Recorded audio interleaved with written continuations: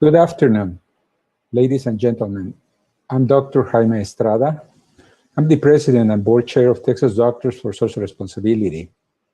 It is an honor for me to welcome you to our third annual Health Policy Forum. I want to thank you for joining us. Texas Doctors for Social Responsibility was founded in 2015 by a group of local physicians who believe that every Texan should have access to comprehensive and affordable health care regardless of income. We have been advocating for Texas to expand Medicaid, which was an integral component of the Affordable Care Act, but was made optional to the states by the Supreme Court, as you know. The COVID pandemic has heightened awareness of the socioeconomic disparities across our country, particularly in access to healthcare.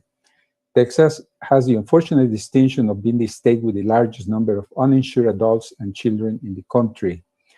A May 2020 analysis of job losses by the Kaiser Family Foundation projected that 1.6 million Texans had already lost health insurance along with their jobs, and preliminary estimates indicate that the number of uninsured Texans falling into the Medicaid expansion income range will surge past 2 million by January next year, unless public policies are changed to make affordable coverage available at every income level. Medicaid expansion is needed now more than ever. At this, our third annual Health Policy Forum, we decided to examine three of the most important aspects of health policy in our state, starting with Legislative Advocacy 101, being a voice for change. This session will be chaired by Chris Llanas, Vice President of Policy and Advocacy at Methodist Healthcare Ministries of South Texas. The next session this afternoon will highlight the crisis in behavioral health in our state, with particular emphasis in children's health. This session will be chaired by Lauren Geraghty, Chief Program and Innovation Officer for Community in Schools. And the third session tomorrow morning will examine the social determinants of health in the care of the vulnerable. This session will be chaired by Dr. Rudy Urbi, member and past president of Texas Doctors for Social Responsibility. I'd like to thank the Health Collaborative and the National Hispanic Medical Association for partnering with us again this year, our session chairs for their hard work in putting their sessions together, our advisory board, and our sponsors, in particular, Methodist Healthcare Ministries, for their support. Now, I'd like to introduce Chris Llanas, chair of our first session on legislative advocacy. Chris attended the University of Texas at Austin. She is now the Vice President of Policy and Advocacy at Methodist Healthcare Ministries of South Texas, where she is responsible for the development of the organization's public health policies and legislative agendas. Chris is an experienced government relations professional with more than 15 years in healthcare public policy. She previously served as interim CEO and VP of Operations and Advocacy at Teaching Hospitals of Texas, where she advocated for the state's teaching hospitals. Please join me in welcoming Chris Llanas. Thank you, Dr. Urbi. Estrada. Dr. Estrada. Yes, I was thinking of Dr. Rudy Urbi. I am very happy to be here today to join Texas Doctors for Social Responsibility to lead this legislative advocacy session. This is so extremely important to Methodist Healthcare Ministries because we are a 501c3 nonprofit. So we not only educate and advocate, but we are registered lobbyists. So it is so really important and critical that we get to ask our elected officials to help us develop these policies that benefit our underserved families in our 74 service county area. So our message today to our audience is, yes, absolutely, you nonprofits can lobby. Our first presenter today is with Alliance for Justice, Jan Powis, and she will share with us exactly how this is done. We very much want as many nonprofits as possible to join us in Austin this coming legislative session. Our second presenter with Children's Defense Fund is Dr. Laura Guerra Cardis, who will show how coalitions come together to develop their advocacy strategy. Very much a topic at this moment is the fate of our Affordable Care Act, and Laura will share the current strategy being organized by the Sick of It Texas Coalition, working to support the expansion of Medicaid in Texas. We will close with our special legislative guest, State Representative Ina Menjadas today, who represents District 124 in Bexar County. State Representative Diego Bernal was scheduled to join us today, but had to cancel earlier. Representative Benitez will share her thoughts on what will be the focus of our COVID-19 87th legislative session. We will also hear her expert opinion on how stakeholders can best work with legislative offices, our staffers, to successfully get their issues through the legislative session. So let's get started by introducing our first panel guest, who has a presentation entitled Nonpartisan Advocacy in Partisan Times. This will be followed by a 5 to 7 minutes of questions. So please, we ask that you enter your questions in the question box, and we will share those with Jen and have her respond. Jen Powis is a senior counsel with Alliance for Justice's Boulder Advocacy Program and opened the Houston office earlier this year. The Boulder Advocacy Program believes it's vital for all nonprofits to make their case to elected officials, and the public to their priorities will get this attention and resources they deserve. By providing technical assistance, coaching, and workshops, Boulder advocacy attorneys explain the rules that govern nonprofits' ability to advocate, as well as a wide range of advocacy options that are available.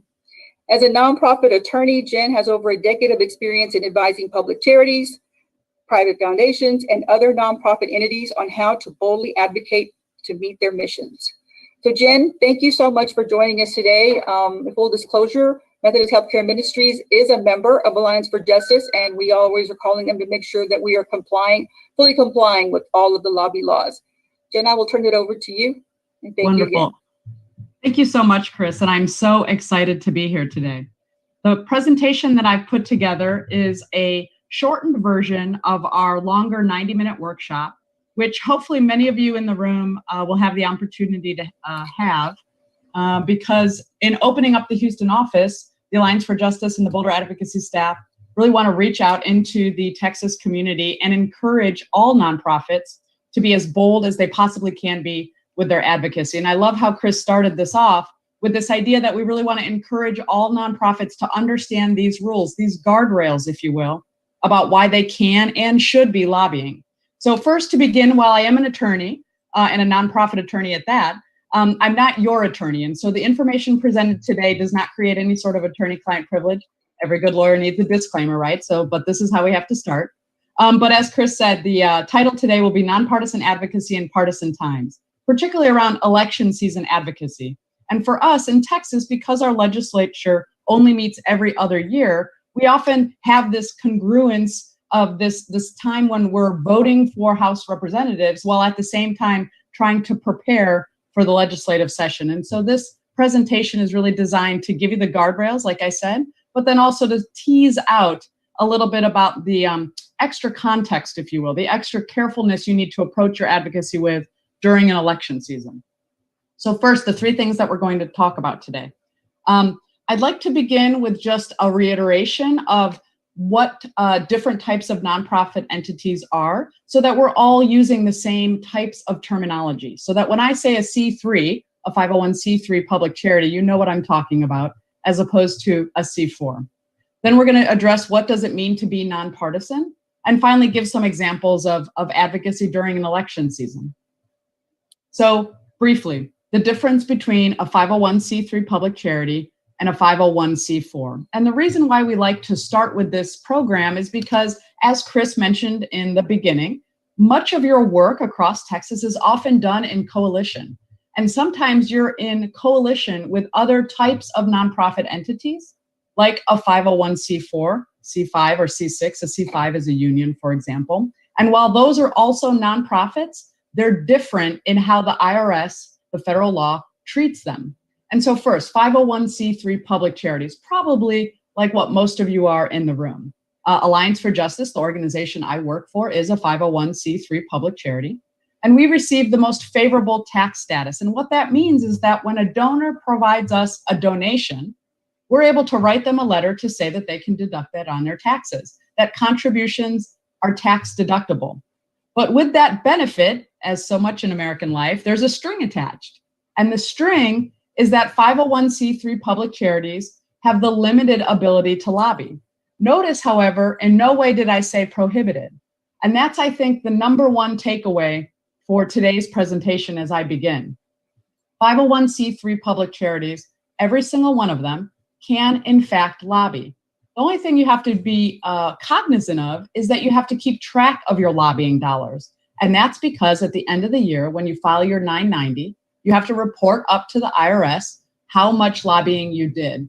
And that's in part because it's not unlimited, right? It's a limited ability to lobby because of the favorable tax treatment.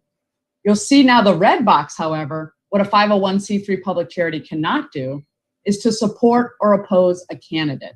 They can't get into partisan activities. And you can see why in Texas, as we approach a legislative session during an election season, it gets difficult for nonprofits to really thread the needle on these pieces.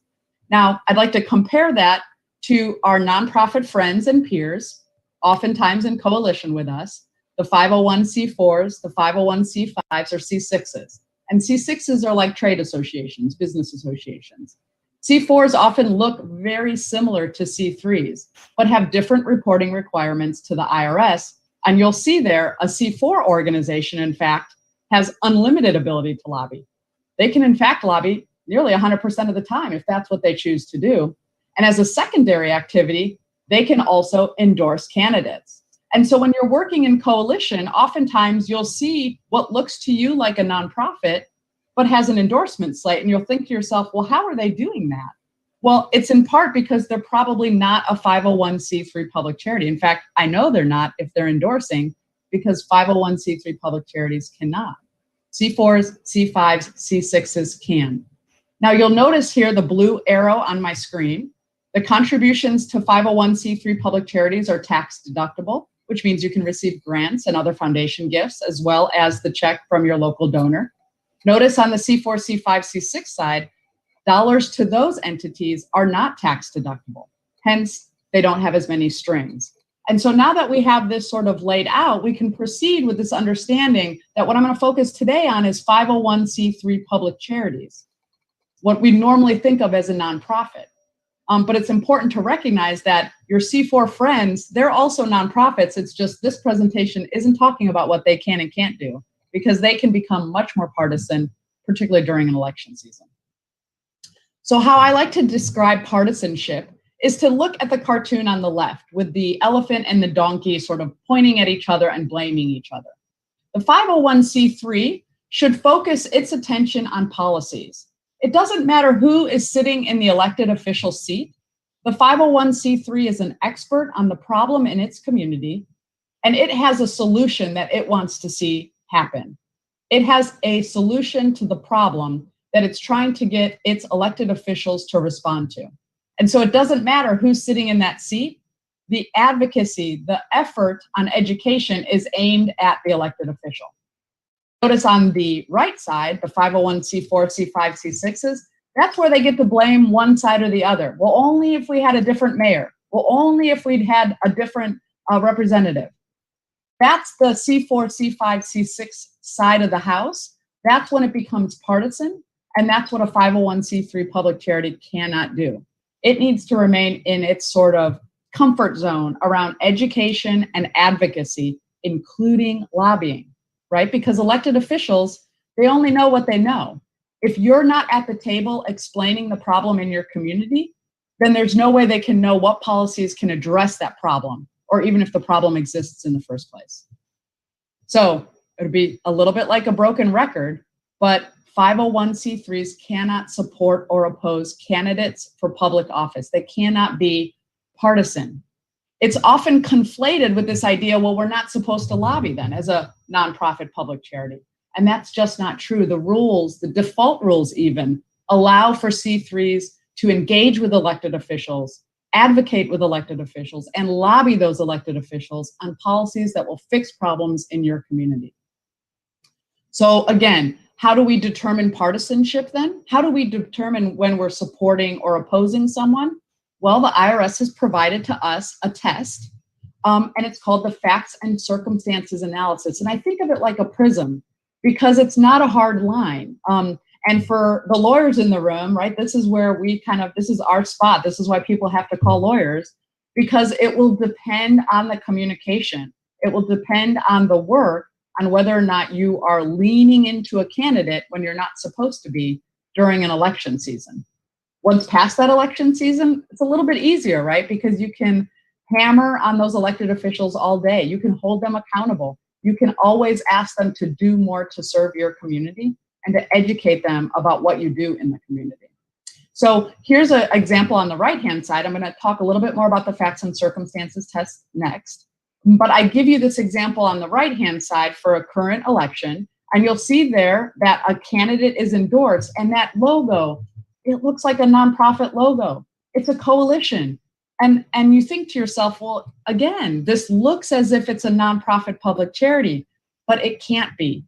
A C3 cannot endorse. They can't be so bold as to say this to anyone around candidacy. And that's kind of the easy example, right? Because you can write that down and say, okay, well, 501c3 public charity, we can't endorse. I get that.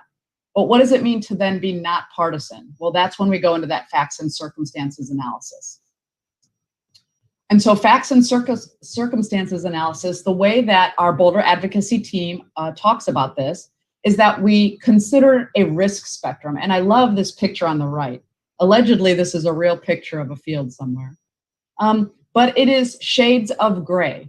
And so when working in an election season and continuing strong advocacy, aggressive advocacy, bold advocacy against current sitting elected officials, just make sure to take the time to reflect and have your communications teams time to reflect. You know, what is the purpose of this communication? Who is our audience?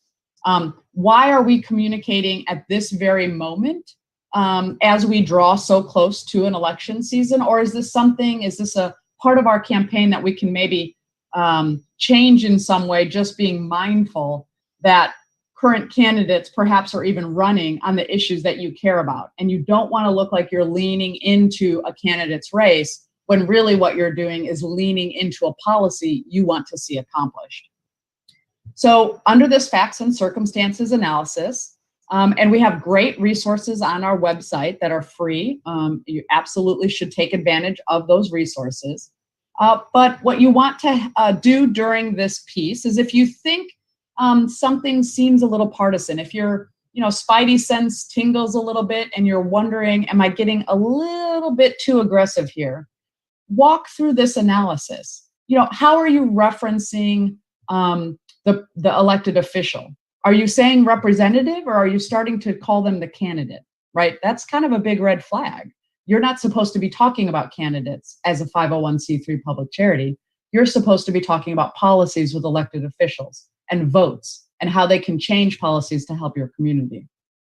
What's driving the communication right now? Sort of my example before. If you've never talked about healthcare in Texas, and you're in a district where this issue has become a wedge issue and you suddenly start piping up about it, well, that looks a little odd. It looks as if the only reason you're making this communication is because it's a wedge issue in a race, as opposed to really being a core part of your advocacy and what you've done in the past. So similarly, if you have a long history of working on healthcare policy in the state, just because it's an election does not mean that you as a nonprofit public charity have to take your foot off the gas, especially as we approach a Texas legislative season. If you have always worked on this issue consistently, calling out elected officials for their failure to vote in support of it, asking them to meet with your community members in a town hall forum to talk about the issue, addressing elected officials one-on-one with papers or white papers or facts, anything of that nature, well, that's in your favor as a nonpartisan fact. And that doesn't need to stop just because that candidate now happens to be up for re-election, right? So long as you're mindful of this facts and circumstances analysis.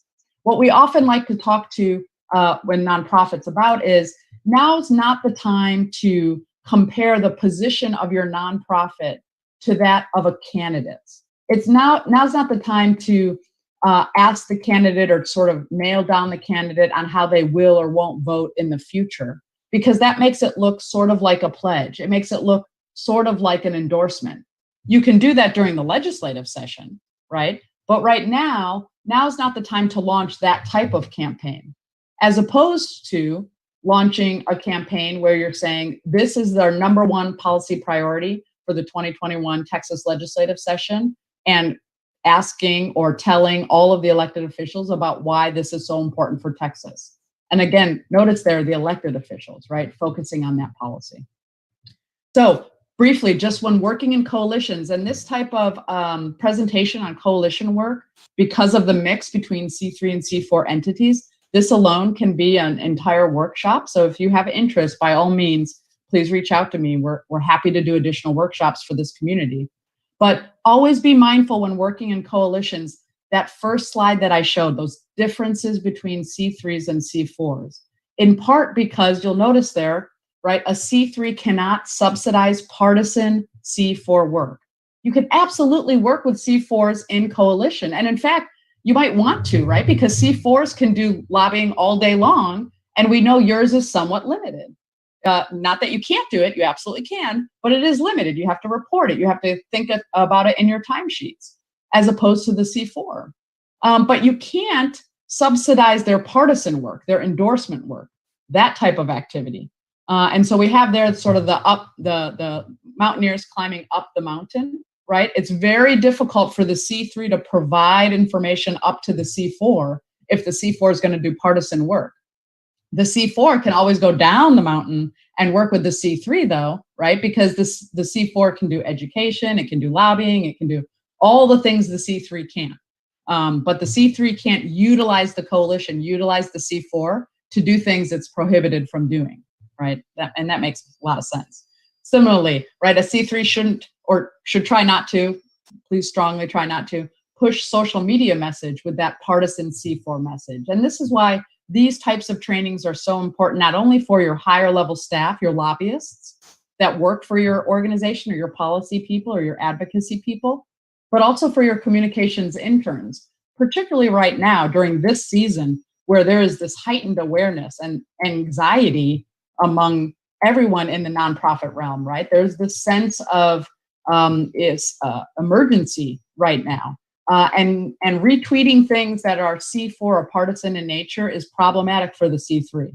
So just remind staff that while everyone is heightened and sort of excited about the election, the C3 is only excited about policies. So what does it mean to be nonpartisan, right? And that means that a 501c3 can always engage in advocacy during an election season. But what is advocacy? Well, it's lobbying, right? Voter registration, voter education. You can see this list, and I'm going to talk briefly about many of these. But further, other panelists will actually sort of tease out, well, what does that mean in the context of you all and in your campaigns as you approach the Texas legislative session? So briefly, what is lobbying? Because that word has a lot of emotion attached to it, and many nonprofits and many board members of nonprofits think wrongly that nonprofits are not able to engage in lobbying. And so here, lobbying is actually very much defined when a nonprofit has done what's called the 501H election. And this is my public service announcement. As Chris mentioned in the very beginning, I'm opening up the Houston office. If you don't know what the 501H election is for your 501c3 public charity, please call me. I'm happy to do a training. You can give me a call on the phone. We have lots of resources for you. But lobbying, you'll see here, there's two forms, direct lobbying and grassroots lobbying, and it is a defined term. So you have to actually communicate to a legislator about a specific piece of legislation to actually make that lobbying. And for grassroots, it's very similar, but there you're asking the public to call the legislator with a very specific view about legislation to make it grassroots lobbying. There's all sorts of activities around advocacy that don't meet that definition. And you're going to hear, I think, quite a bit about that from the other panelists today. So here briefly, you'll see this one's talking a little bit about NEPA. It's a tweet that goes out. And the only reason I put it here is because you can kind of see it might imply or look like perhaps it's a lobbying piece, right? They're actually talking about a bill. But there's no call to action to the public. And since it's not the Sierra Club staff talking to the legislator about a bill, right? That would be direct lobbying. We know it's not that. Well, this educational piece about a bill is also not lobbying because they're not asking any of the public to call legislators about the bill. They're just trying to educate, tell you what's going on, what's happening around this bill. And so again, the definitions for lobbying are actually quite tight.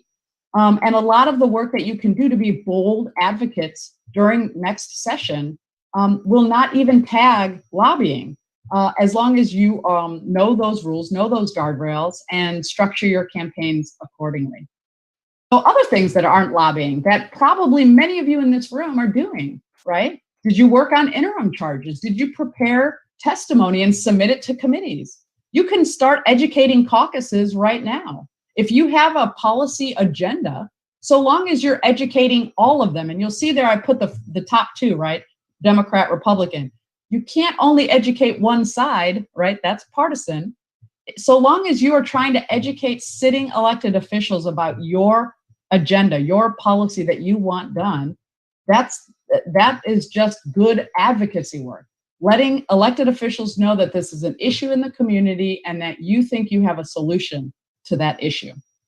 Similarly, preparing reports. The doctor, introduced this concept around how Texas is, #1 in uninsured, right? Do you think every sitting elected official knows that? Perhaps not. But if no one calls them up to tell them that, to prepare the report and send it to them and their staff, it's really not their fault that they don't know. It's up to our nonprofit community, the nonprofit community that does this research, that knows these things, to gather this information up and make sure we're informing our elected officials.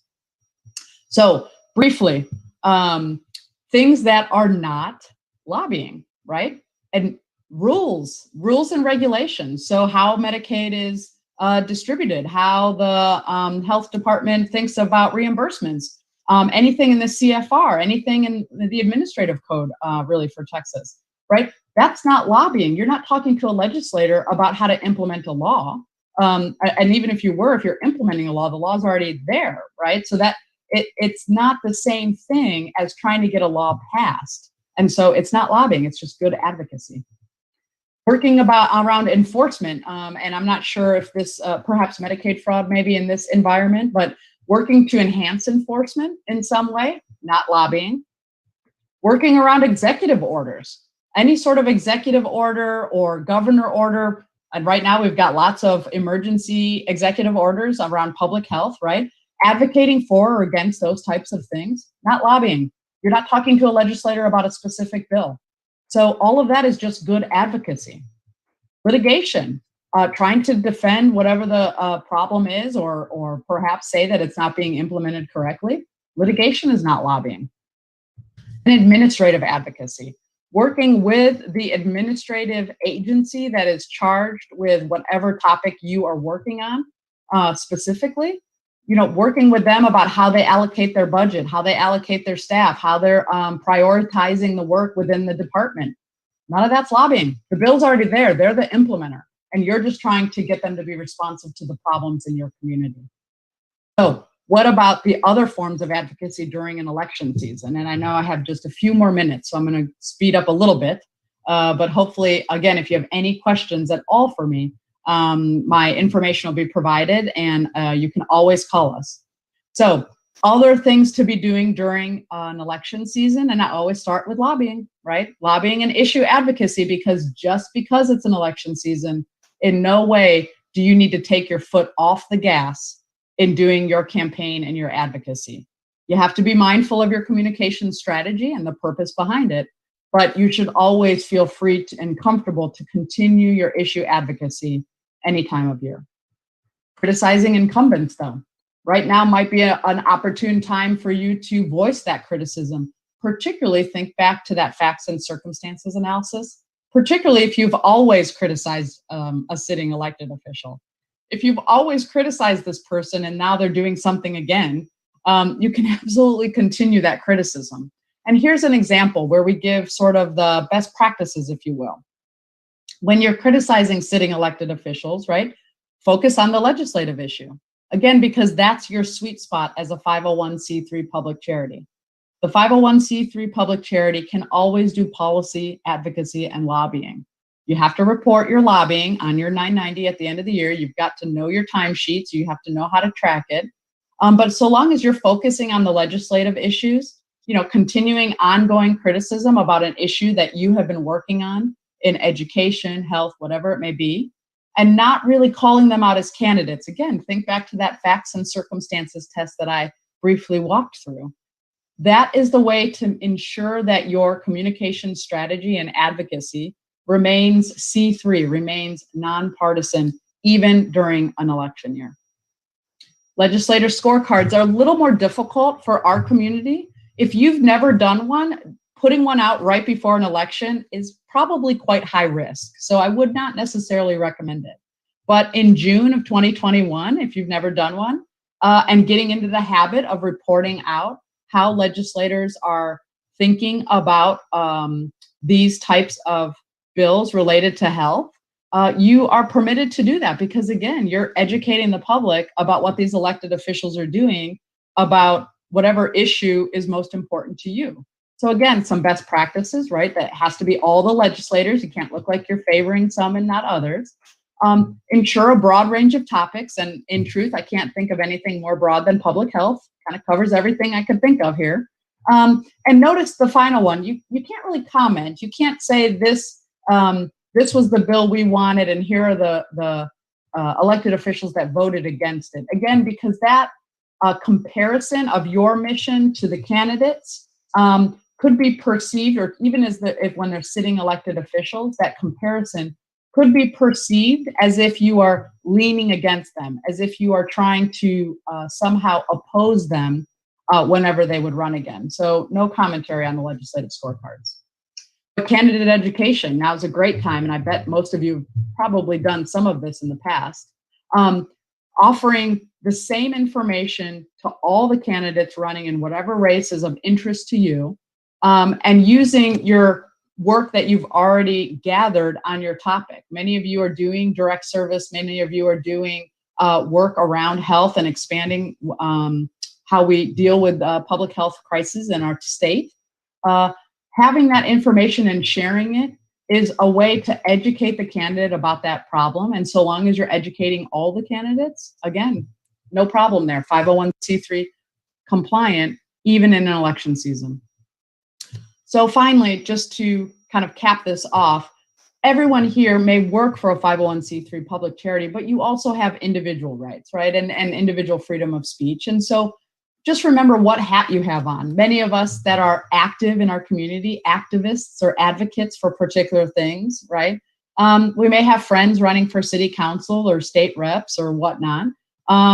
If you're going to support individuals in your individual capacity, that's fine. But don't show up with your monogrammed shirt for your nonprofit, your C3, or perhaps always distinguish yourself. Use the disclaimer. You saw I used one at the very beginning of my presentation.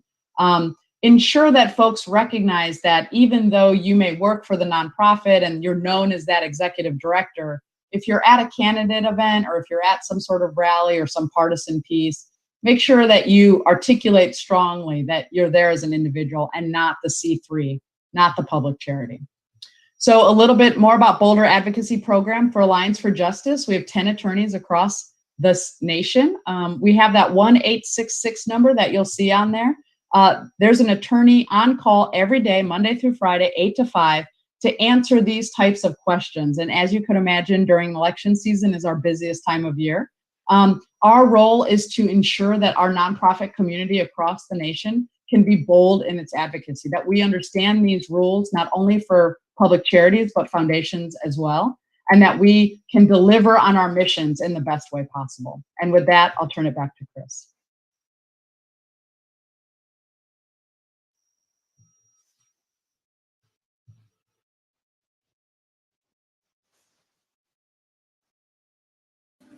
Can you hear me, Jen?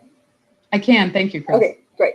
So I'm going to have time for one question that I can shoot to you. So during election season, when we engage with a lawmaker who also has an opponent, can we still ask him or her to our events or to make a presentation? What would be your guidance? That's such a wonderful question. And again, it depends, because you have to walk through that facts and circumstances analysis. So if this elected official has been a partner with this nonprofit for a long time. Perhaps you have a gala coming up, and you always want to get representatives to come and speak at events. That's permissible, so long as you're clear with that elected official that this is not a candidate rally, this is not a campaign rally, this is not an endorsement process. And it often helps for the nonprofit executive to stand up first and articulate that. We've invited representatives to talk about XYZ, much like we've done on this panel, right? To talk about XYZ because they're a representative. They know how this works. They know that this is an issue in our community, and want to address how we hope to solve it, and perhaps even solve it together. So that seems appropriate, but the facts and circumstances will matter with that question. If you've never had a candidate or an elected official to an event before, and you're a broad grassroots organization, and suddenly you invite a candidate right before an election to basically, get sort of free airtime, that looks a little suspect. So it's absolutely permissible. It can continue to happen, but be mindful of why you're inviting that person and make it clear that it's related to them as the elected official and the policies that you're behind, nothing more. Great. Thank you so much, Jen. Appreciate everything, and always appreciate the work of Alliance for Justice. Thanks, Chris. Thank you. So we are going to move on to our second presenter, Dr. Laura Guerra-Cardis. And let me go ahead and introduce her. Dr. Laura Guerra-Cardis serves as a Deputy Director for the Texas Office of the Children's Defense Fund, CDF. She leads CDF's policy initiatives, including the Sick of It Texas Grassroots Campaign for healthcare coverage, and is a leading member of the Cover Texas Now and Children's Healthcare Coverage Coalitions, which work with statewide partners to ensure that all Texas children have access to affordable, comprehensive childcare coverage. Since 2008, the campaign has connected over 1 million additional children with health coverage. Laura is a graduate of Rice University and Baylor College of Medicine. Laura, welcome today. Thank you so much. And full disclosure, MHM is a sponsor of the Sick of It Texas proposal, and we appreciate all the good work. And I'm going to turn it over to you to share your screen. Wonderful. Oh, great, because I made a few other edits to the PowerPoint, so I was hoping I could do that. Excellent.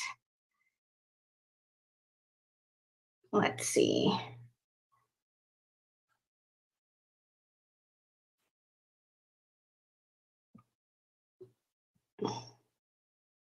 Can y'all see that okay?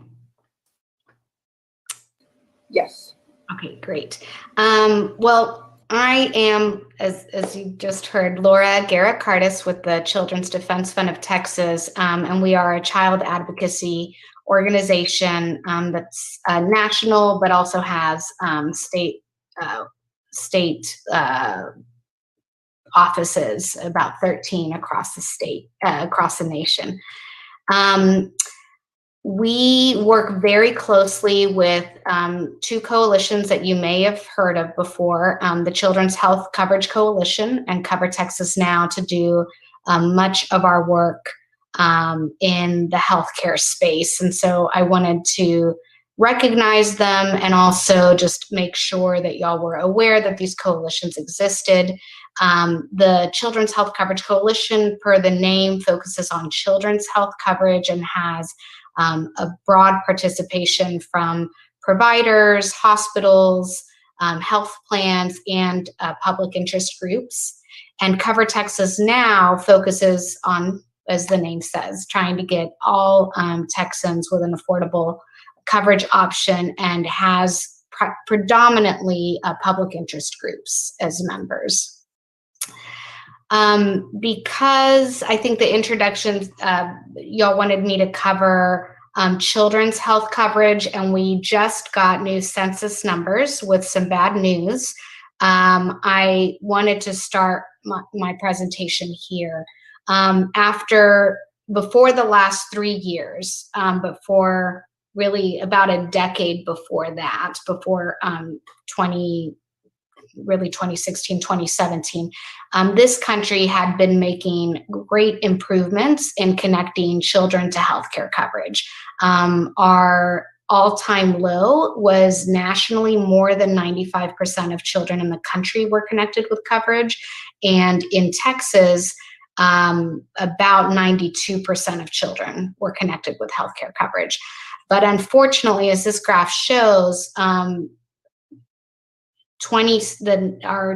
data for 2017, 2018, and 2019 shows a reversal in course. So this is very concerning and alarming to child advocacy groups because it is a reversal after more than a decade of improvement, but also because it is children are losing coverage more quickly year to year. This slide shows that in this 3-year period that the Center for Children and Families just put out a report on, across the nation, about 726,000 children lost coverage.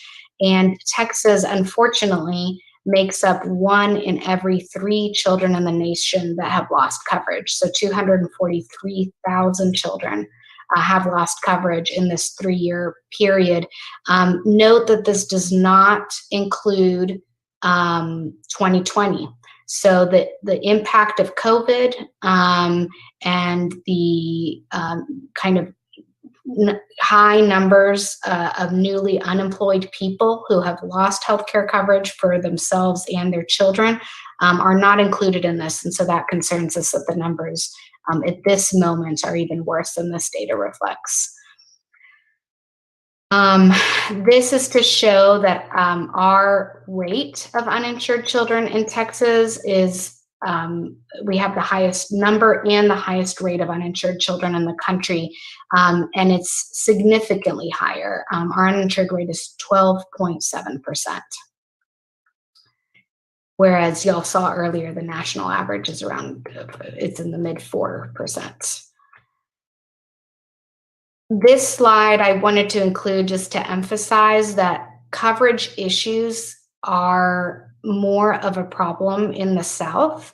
And that has to do with, you know, the kind of the region's history and legacy of slavery, and the policy decisions that are being made at the state level that have helped kind of reinforce that structural racism that exists within systems, including the healthcare system. And one really good example of that, well, 2 good examples. One is that 8 of the 12 non-expansion states are in the South, including Texas.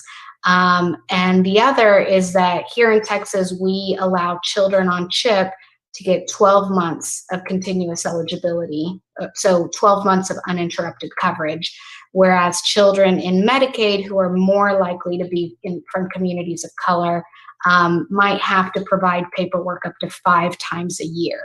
And so that inequity in the policies we give and the rules for different populations are part of the reason for the health disparities that we see and for our high uninsured rates.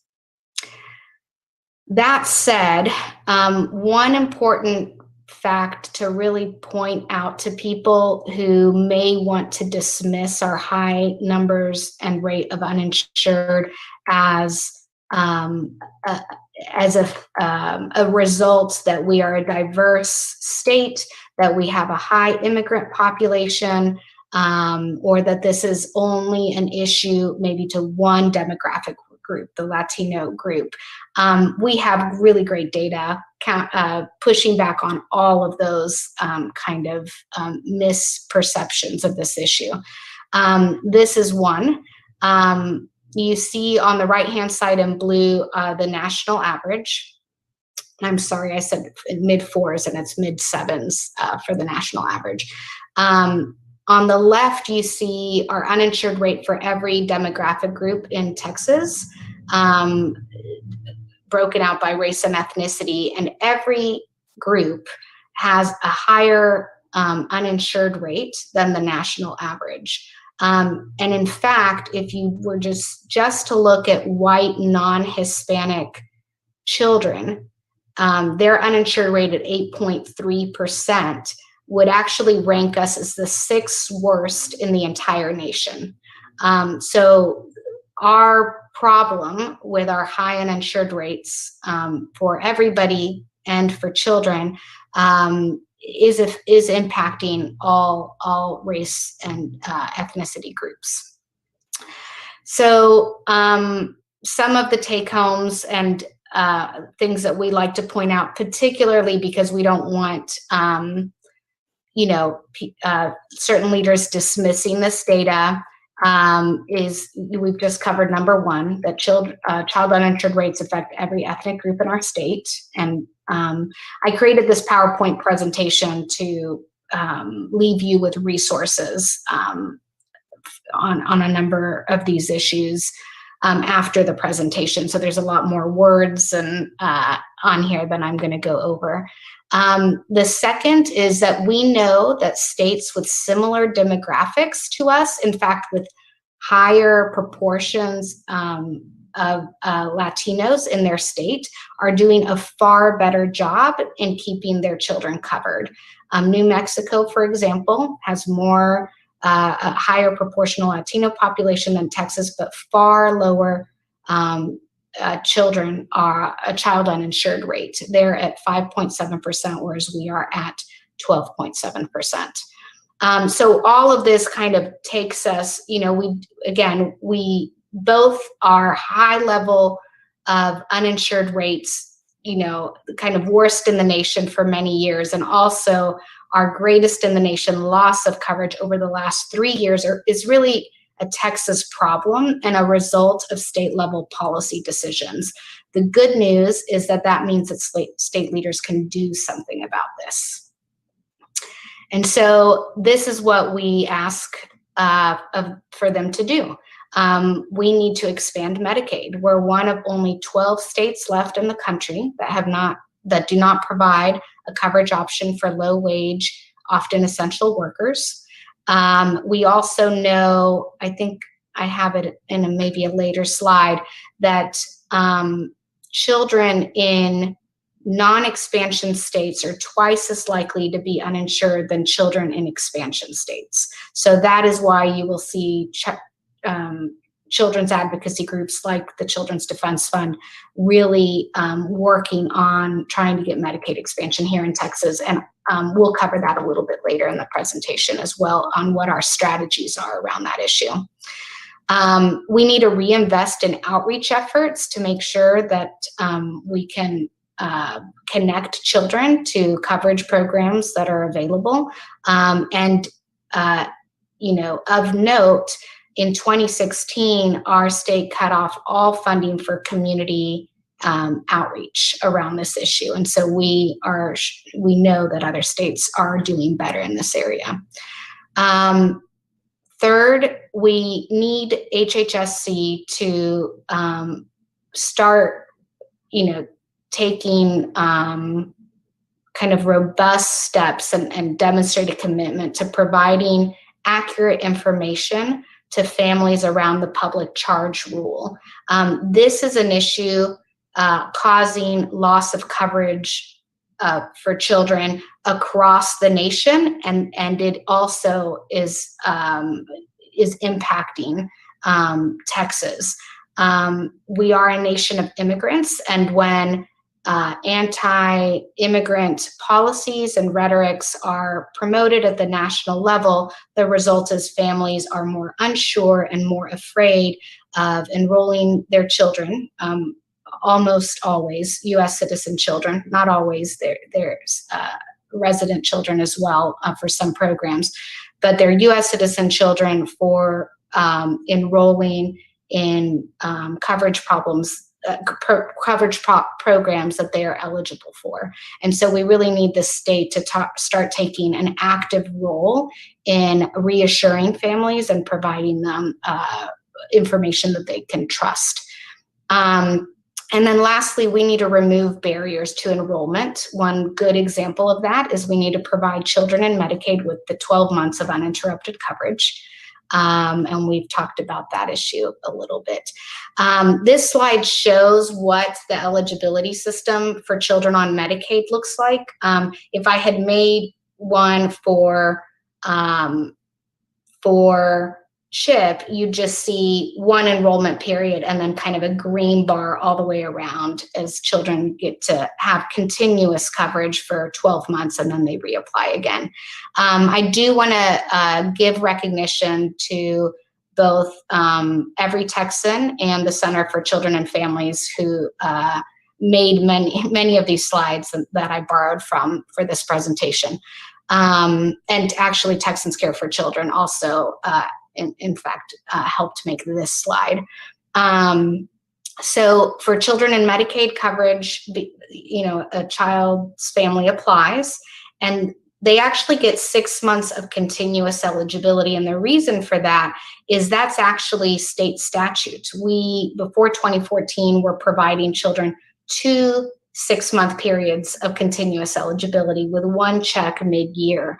But in 2014, the system was changed without legislative approval to give one period of 6-month eligibility. And then the second 6 months is not continuous coverage. There are eligibility checks in month 5, 6, 7, and 8. And if the system flags a family for any reason, and we found the system to be quite inaccurate in terms of flagging families, additional paperwork is requested. And then in month 10, they get another check as the system prepares for a full renewal in month 12. So you can imagine probably in the provider community, you have seen your patients kind of dropping on and off coverage and having a lot of difficulties because of this issue.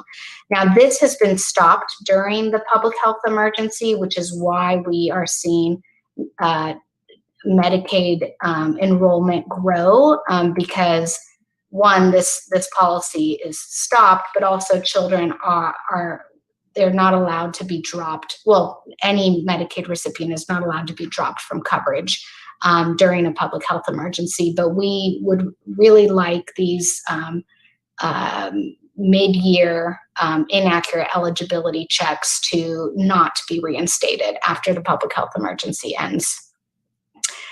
Here's my slide showing that non-expansion states do much worse, have kind of double the chance that a child is uninsured than expansion states.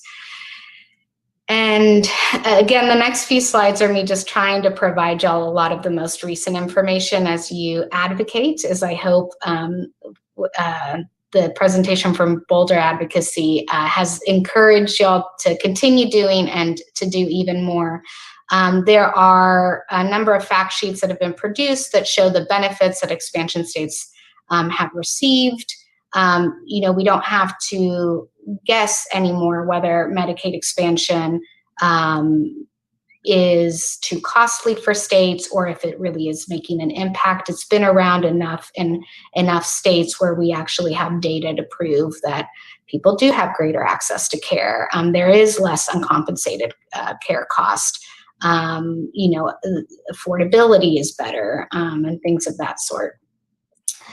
There's also a new report published within the last month, funded by the Episcopal Health Foundation, that did the analysis of Medicaid expansion's impact on the state budget. And it actually found that not only would it not cost Texas any additional GR dollars to,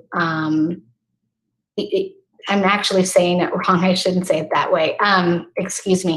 The bottom line is that doing Medicaid expansion in Texas would be a net budget positive for Texas. So when you do all the math, it balances out so that it actually, at the end, when you're looking at the net cost versus the net gains, are not only not spending anything to provide 2.2 million Texans access to Medicaid, But it's also a revenue generator. And so this slide kind of provides some of that data and what made up those numbers. It's essentially cost savings from programs that we currently do to kind of fill the hole, the gap that we have for our uninsured population, taking that spending and using it instead to provide many, many more individuals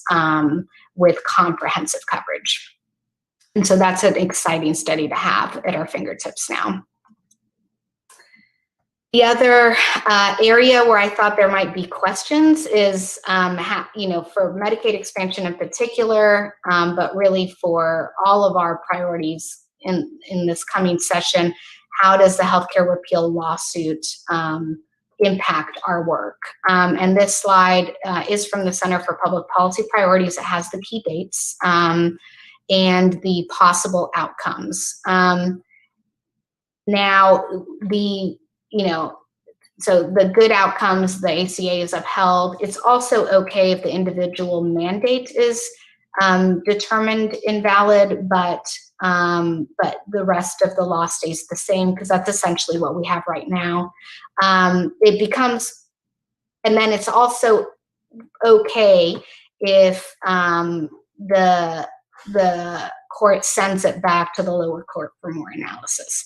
The bad scenarios, or the difficult scenarios, come if the individual mandate is struck down, plus other things like the pre-existing conditions, or if the A is struck down. Now, the outcomes of these elections will determine essentially what is possible after that.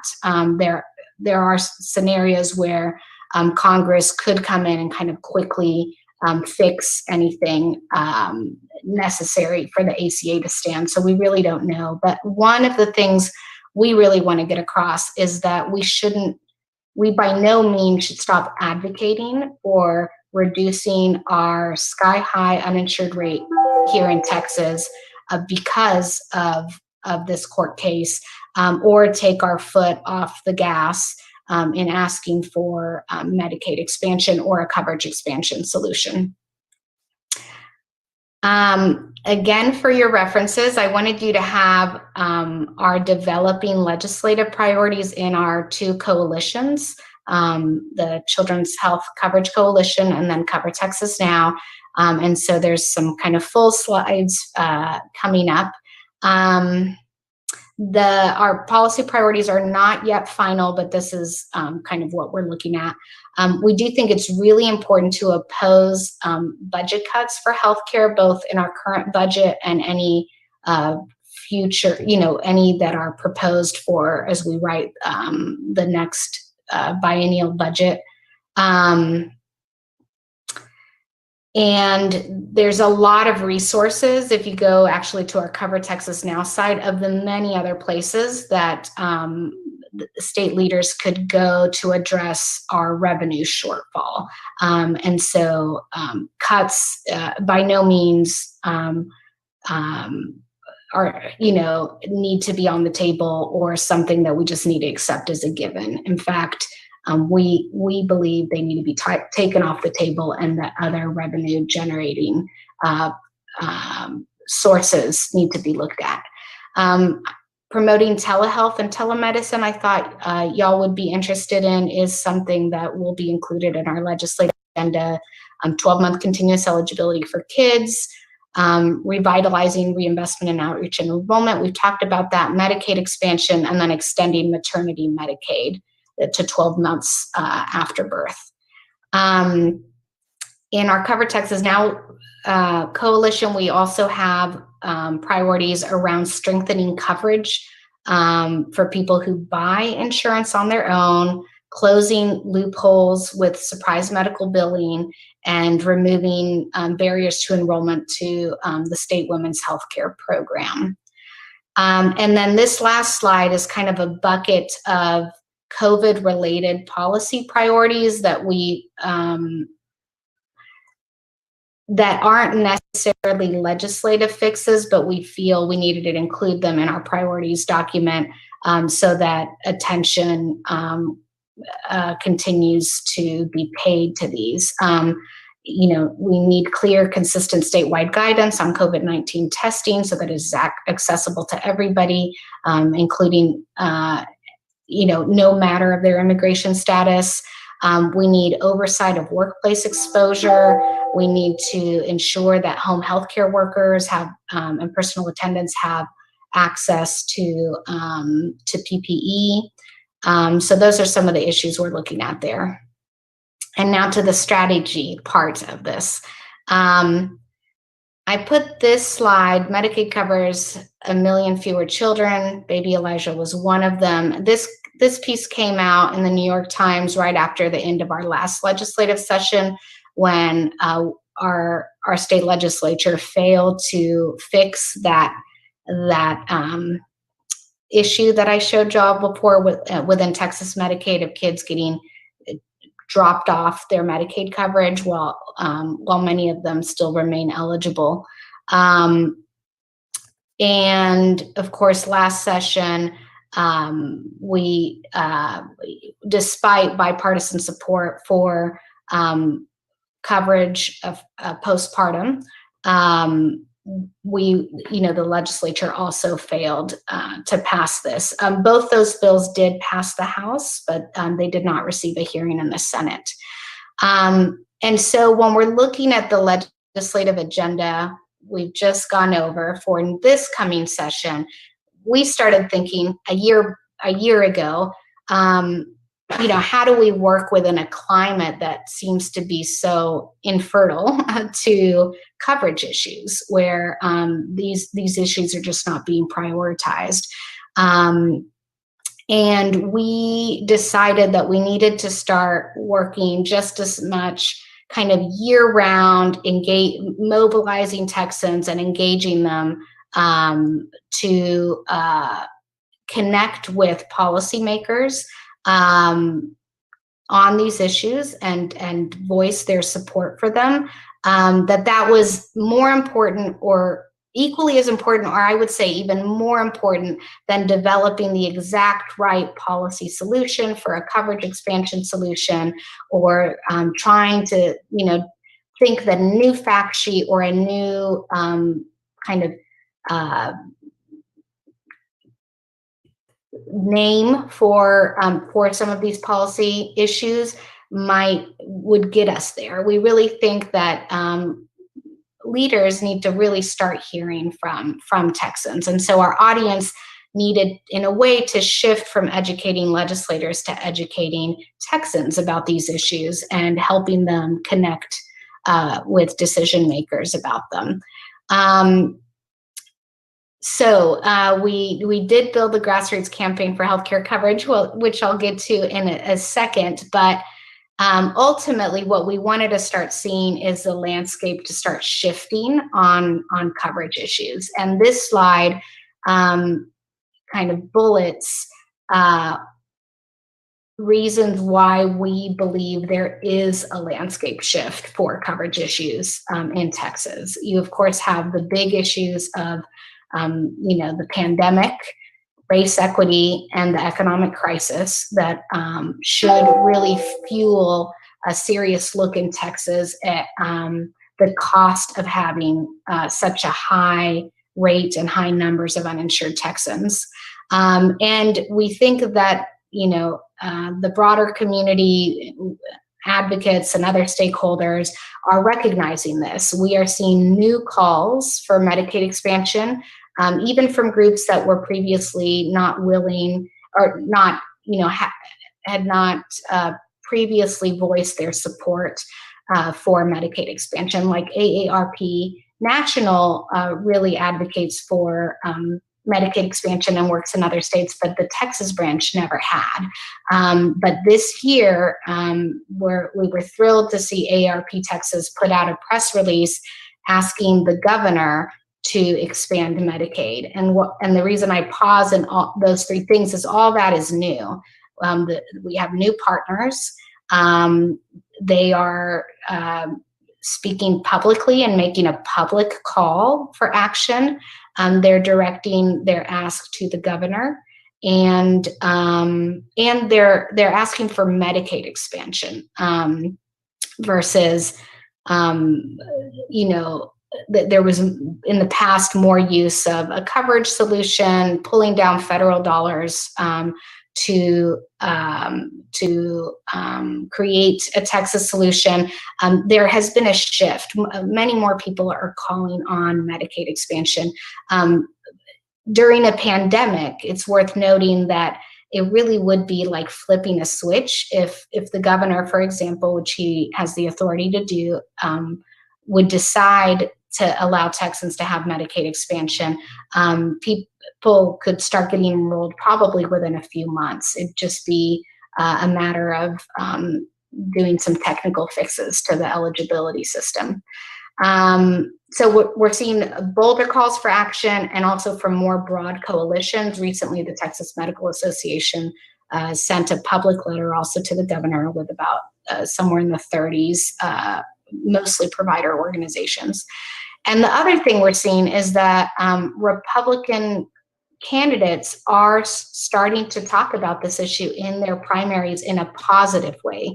We have had them speak about Medicaid expansion in a negative way in past years, but this is the first year we can really count that they are talking about Medicaid expansion positively. Hey, Laura. Yes. Are we out of time? We just give you 1 minute to wrap up, please. If that sounds great. Okay, I'll wrap up. So the next few slides, and this will be left with you, is kind of our strategy. We want to increase the cost of inaction. We want to produce kind of the building blocks necessary to make coverage a priority in election issues. So there's that issue advocacy bucket that this work falls under that we think is really important. This slide just talks about the variety of things that advocates are focusing on to get there and to build those building blocks. And this slide is one for providers. We hope many more in the provider group kind of believe that Medicaid expansion is attainable in the next 2 to 4 years. We hope that the community continues to be vocal about the need to pass not only Medicaid, but the child and maternal coverage issues as well. We are here to support y'all in being able to push back on opposition to these coverage priorities. And we would love for you all to connect with us, but also to help your networks connect with us too. And so this is our grassroots campaign, the Sick of It Texas campaign. That predominantly is trying to organize affected Texans and those that are, sick of having the highest rate of uninsured in Texas and want to work together to do something about it. We have a bunch of endorsing partners for this, and then the last slide is just how you can connect both with the Sick of It Texas campaign and Cover Texas Now, which which both have about monthly newsletters, and it's a great way to stay up to date on all things coverage and also opportunities to take action. Thank you, Chris, for the warning on the time. Thank you, Laura. Always love your presentations, and y'all do great work, and we are proud to be one of your sponsors. So we're going to go on. Thank you. And if you've got questions, Laura can answer them in the question and answer box. If you want to do that, we're going to go ahead and start our last session now with State Representative Ida Minjares. She represents District 124 here in Bexar County, and I just want to share a little bit about her before we get her started on questions. So from interning at a legal office that helped migrants and refugees seeking residency to opening a private practice that represented victims of abuse, Representative Ida Minjares has fought for Texas families throughout her career as an attorney. When she won a special election for her seat in 2015, with only a month left in the legislative session, she committed to using her time in office to continue fighting for women and children across Texas. By the end of her first full year, she was named Texas Monthly's Rookie of the Year for her methodical approach and substantive amendments she proposed. She sits on the House Committee on Appropriations of the very powerful State Budget Committee. She also sits on some subcommittees which oversee natural resources, business and economic development, and regulatory agencies. She also serves on the Appropriations Subcommittee on State Infrastructure, Resiliency, and Investment, and is a member of the House Committee on Land and Resource Management. Representative Minhades was born and raised in El Paso, Texas, and is an alumnus of the University of Notre Dame and St. Mary's Law School in San Antonio. She is married to her husband, Leo Gomez, who she has two wonderful stepchildren with Manuel and April Gomez. So, Representative Minhades, you will turn your camera on. I am on. I have it on. Yes. Thanks.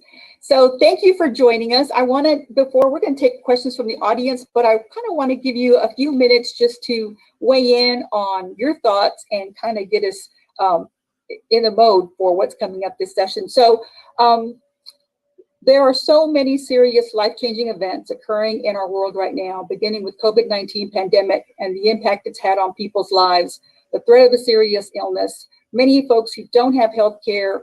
We have our shuttering business and schools, loss of jobs, and really have people having a hard time as we've seen the lines at the food bank of putting food on the table.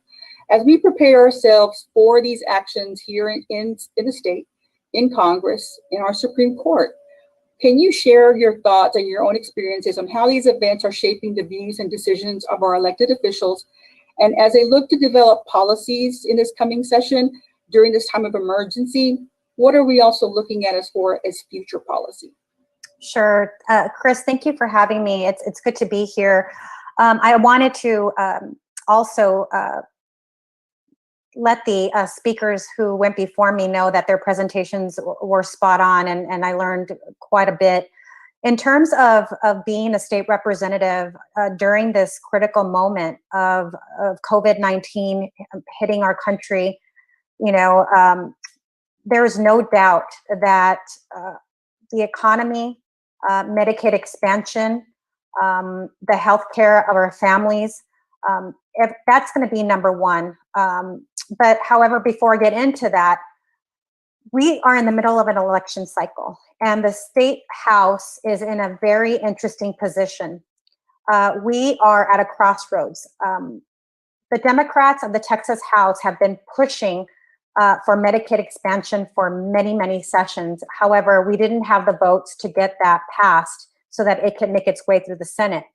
This time, we are 9 seats short of taking the majority. So all eyes are on Texas right now to see if the House flips. And if the House flips into Democratic control, I can definitely say for certain that Medicaid expansion is going to hit the floor for a vote, and we will have the votes necessary to get it passed out of the state house. So right now we are hoping that change is definitely coming in a positive way. Aside from that, most definitely the Texas House budget is going to be front and center. It was mentioned that there have been suggestions from the governor already pushing for cuts from state departments. And the concern that I have is that there are going to be proposals, of course, that cuts are going to be made that are going to be very detrimental to children and to families. And so we have definite champions on the Appropriations Committee. I am proud to be on that committee, and I know we will be fighting against those cuts. We will need to scrub that budget and definitely reprioritize so that we ensure that Texans are not hurt. We are also looking at the fact that oil and gas had already been taking a hit. As you know, you can go to the gas station and fill up, and it's not as expensive as it once was. That can be great to our pocketbook, but however, Texas is very dependent on oil and gas revenue to pay its bills. And so we were already looking at possible deficits. And then COVID-19 hit, and that has made it worse. However, we have a rainy day fund that we all need to look into. I mean, we are in the middle of a catastrophe, and that's what the rainy day fund is for. So we will be looking at ways that we can definitely continue to supplement the budget so that Texans aren't hurt any further. I will say that aside from healthcare and the budget, there are definitely social issues that are going to be front and center. My colleagues with the Texas Black Legislative Caucus have already announced that they will be filing a bill called the George Floyd Act. So that will definitely be front and center on the House floor as well. So, however, there is a lot of uncertainty because of COVID-19. I have still, and the representatives have still not received any direction in terms of what are the safety protocols that will be put in place at the Texas Capitol. The session is going to look very, very different from sessions before. We don't know how it's going to affect the public getting access to the Capitol. We don't know what protocols will be in place, if there will be PPE available for the public to use when they come into the Capitol. So the representatives, and I'm sure the senators are as well, are waiting for some direction to see how things will be processed next session. I have already invested in Zoom. I have learned to use it. My staff has as well, and we will probably be very heavily reliant on virtual meetings. There is discussion that members will be possibly voting from their offices instead of the House floor. We have a number of members who are older and, of course, may have underlying conditions. So we need to be safe here and figure out how things are going to work. And in terms of making sure that organizations or nonprofits, anyone who wants to come and visit with legislators, keep in mind that once policies and procedures are released, make sure to review those, because you don't want to get to the Capitol and then find out that the representative is not available, or staff is not available for one reason or another because of protocols that are in place. However, I'm confident that we will have a process in place by then. But what I strongly suggest is that time is of the essence. Use the time right now to start reaching out to legislative offices. Bill filing begins in November. It's only a couple of weeks away, but it's never too early to start having conversations with legislators on what you want to push, what issues are critical to you. And if for some reason you cannot maybe have direct contact with the representative, form a relationship with the staff, chiefs of staff, legislative directors. Don't despair if you have some frustration that you can't have a one-on-one with the representative. Relationships are so key. And I know who constantly is always in contact with my office. And it's very important that you continue reaching out and letting that office know what your concerns are and what you're hoping will get done in the legislative session. So it's really critical. Start now, because once the session starts, we're looking at the budget, and the other interesting issue that's going to be coming forward is redistricting. So you're going to be trying to get in there when it's a little too late. So start early so that you can form the necessary relationships, and that way you can convey what is very important to you with your legislators. Representative Benitez, you have answered so many of my questions. that was a great, every time I kept thinking I'm going to ask this, you would bring it up. So just a couple of quick questions, and we'll see who answers or who places some questions in the chat box or the question box. What are your, I know, as you mentioned, I mean, being a state budget, we know things are going to be critical. What are you bringing forward? Any local legislation that you're thinking of, or refiling? What would be some of your priorities? Some of my priorities for this legislative session, I sit on appropriation, so I am anticipating having to devote a lot of time to the budget. We are waiting for the comptroller to essentially certify the budget, which means comptroller is going to say we have X amount of money in this budget. And so I'm getting prepared, and I'm gearing for, of course, a fight, because not all legislators are going to agree. I am very much protective of our dollars that are the few dollars that are given and dedicated to healthcare. I don't want, children suffering. I don't want women suffering. And so I anticipate spending a lot of time combing through the budget and trying to find revenue sources and just gearing up for those fights. The other area that I'm very dedicated to is foster care reform. I think 2 sessions ago, a federal court had deemed that the foster care system in Texas was not up to par. There were incredible deficiencies that needed to be addressed. And 2 sessions ago, at the time, Speaker Strauss had put me on a work group to start addressing those deficiencies. However, you can imagine nothing gets fixed in one particular session. There's still a lot more serious issues that need to be dealt with in the next legislative session. But I want to focus on foster care youth aging out. And the other issue that I'm very concerned about is the lack of affordable and quality childcare for families, especially in light of COVID.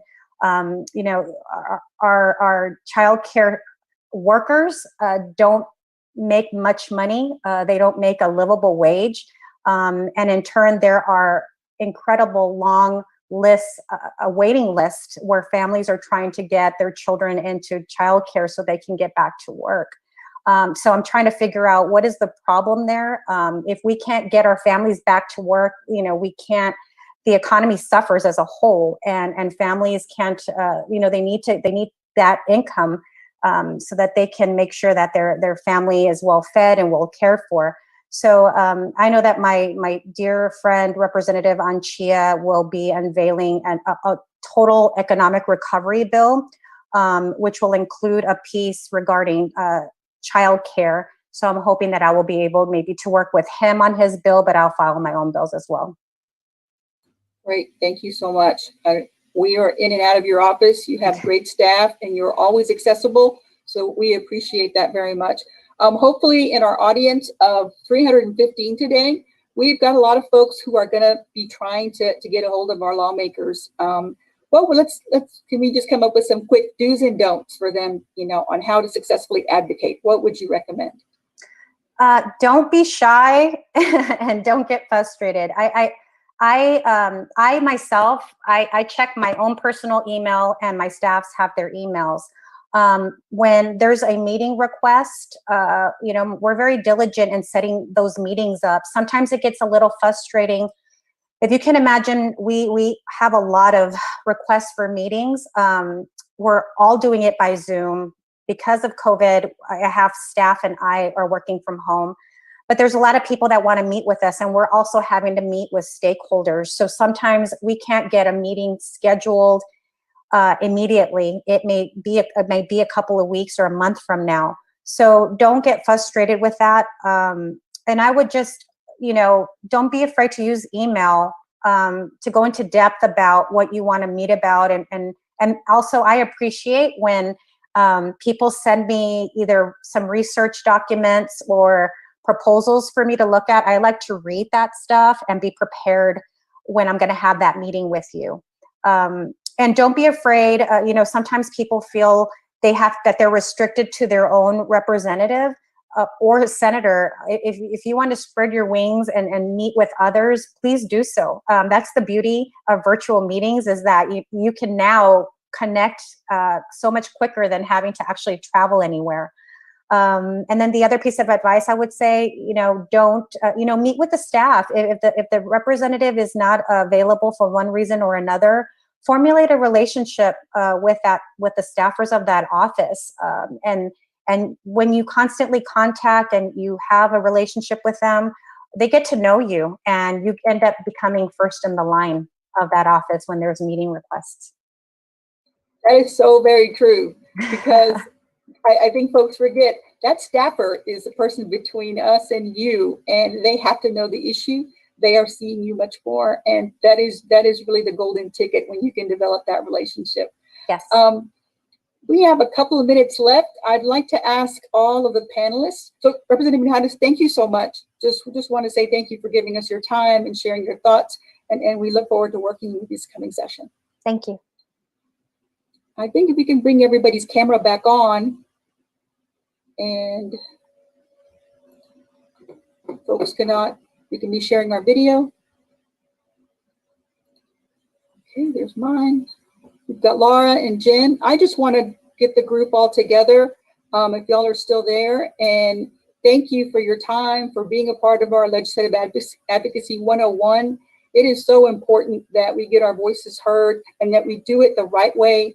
And we are certainly empowered as a nonprofit that yes, you can do that. And there is, as long as you stay within the rules, and they're pretty broad. So hopefully y'all got a lot out of this session. I always do, and I know these people very well, but there's always new information to have. So thank you so much, and we will see you soon. Thank you, ladies. Thank you. Everybody.